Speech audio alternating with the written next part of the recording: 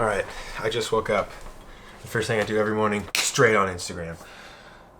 Just kidding, but that's kind of just what happened today. But anyways, first post I saw, Sony announced the Sony A7iii, an insane camera with an insane spec list and an insane price. I currently shoot on the Sony A7 III, so I was thinking I would do a comparison video just kind of between the two since I know the A7 III so well. But I just got to get this video done, so let's go. Okay, gotta get mic'd up here.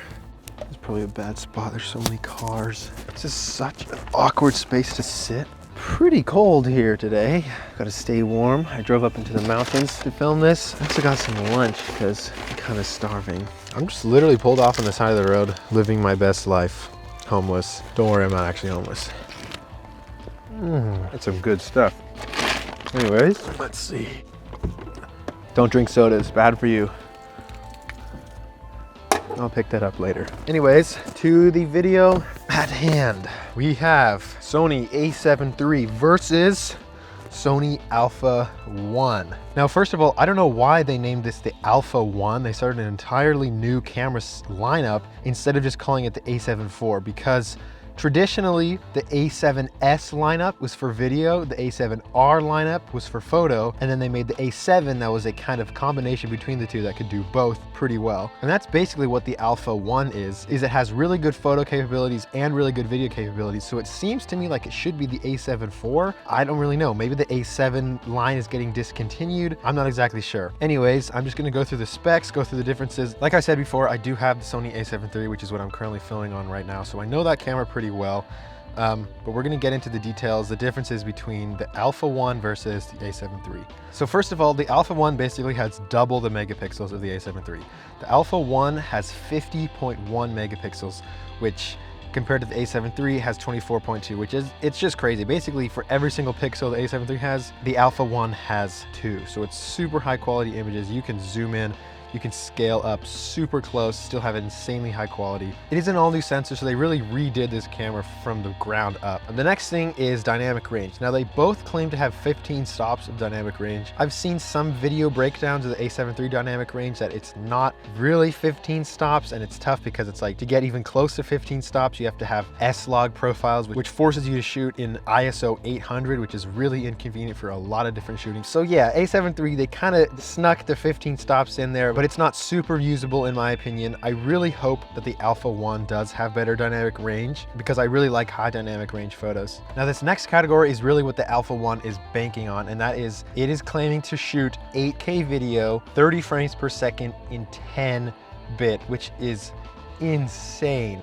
The Sony A7 III, the highest level of recording they had was 4K video, 24 frames per second at 8-bit. Now, if you don't know what 8-bit or 10-bit is, I didn't actually know either. I had to do some research. Basically, it is the number of shades of a color that the camera is able to record. So an 8-bit image is able to capture 256 shades of color, which multiplied out means it can capture 16 million colors on 8-bit. Now, 10-bit captures 1024 shades of color for each color, which that multiplied out comes to about 1 billion colors. So 16 million versus 1 billion. That is just insane. Those numbers are huge, huge numbers.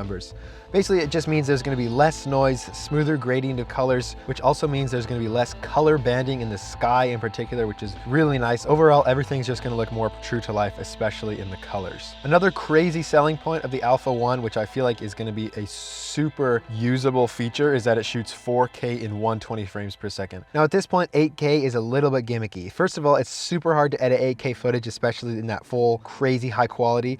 And second of all, most screens are not even close to 8K. Most screens aren't even 4K. So the benefits that you're going to be getting by shooting in 8K are really, we're not really at a place where we're going to be able to enjoy them to the fullest extent. So that's why I really believe that the 4K on the A7iii is going to be crazy. It shoots 4K 120 frames per second and 60 frames per second, both in 10-bit, which is just insane. 4K, I really believe, is still where we are at currently with videos. Most things are shot in 4K, and having that 120 frames per second is just going to be crazy. That's probably going to be one of the most used features of this camera. On the other hand, with the A7 III, you could only shoot 4K 24 frames per second, and then if it was any higher than that, it would have to crop, and it would max out at 30 frames per second. Also in 8-bit. That's just kind of old standards. A lot of cameras going 4K 120 or at least 4K 60. Next, moving on to autofocus. Now the Alpha 1 does have 759 autofocus points versus A7 III has 693, so where they're not too far off. The A7 III took the A9's autofocus. I'm not exactly sure if the Alpha 1 uses a new autofocus system. It does have a little bit more autofocus points, but I'm sure the autofocus is going to be great. It's amazing on the A7 III, so I'm sure the Alpha 1 will perform.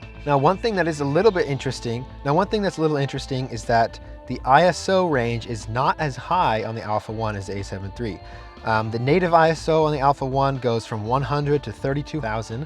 It is expandable from 50 to 102,000, while on the A7 III, 100 to 51,200. So it is a little bit higher on the A7 III. It's also expandable to almost double, expandable to 204,800 ISO. I think the reason for this difference is that the Alpha 1 does have so many more megapixels, so if they were to push it higher and higher, it would just have more and more grain, which grain is not good. I don't like grain. Another thing to point out is that the Alpha 1 does shoot 16-bit RAW videos with an external recorder, which is just insane. Not only is it 16-bit, but it's RAW, which means you can do so much in post-production with those colors. Now back to photos, the Alpha 1 shoots 30 frames per second, which basically means you could practically film a video with how many frames you're able to take. It does max out, I think, at like 140, 150 frames, which is not too bad. The A7 III did only shoot 10 frames per second, which, don't get me wrong, that is still an amazing number, but it just shows how crazy the Alpha 1 is, shooting 30 frames per second, full,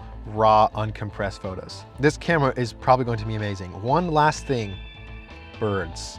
They added bird autofocus something, and it says, in addition to improved real-time autofocus for humans and animals, the Alpha 1 uses high-level subject recognition technology for real-time eye autofocus for birds. So any bird photographers out there, feel free to buy this camera. Tell me how that goes. Tell me if it really focuses on the bird's eyeball, which is probably pretty small.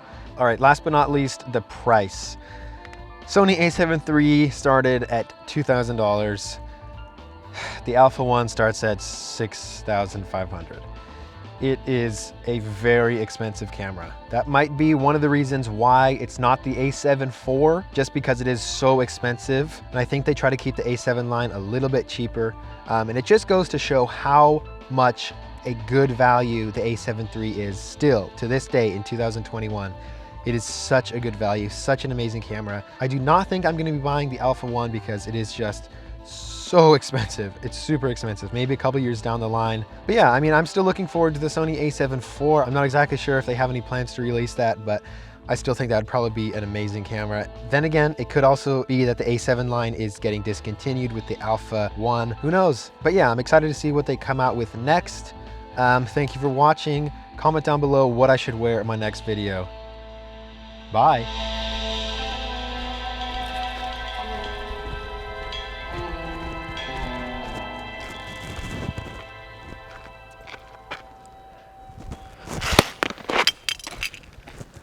Don't drink soda, it's so bad for you. That was kind of a cool, clean break. Anyways, thanks for watching, bye.